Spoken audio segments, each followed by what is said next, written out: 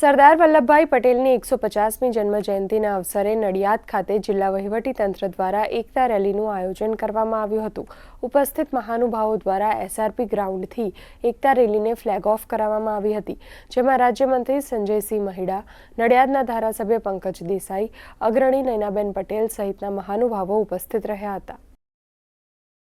આજે 31મી ઓક્ટોબર સરદાર સાહેબની સરદાર જયંતિ વખતે નડિયાદની અંદર જિલ્લા પ્રશાસન દ્વારા એક ભવ્ય રેલીનું આયોજન કરવામાં આવ્યું અને આ રેલી એસઆરપી ગ્રુપ 7 થી શરૂ કરી અને અહીંયા સરદાર સાહેબના જન્મસ્થળ ઉપર પહોંચી છે અને સરદાર સાહેબના જન્મસ્થળ ઉપર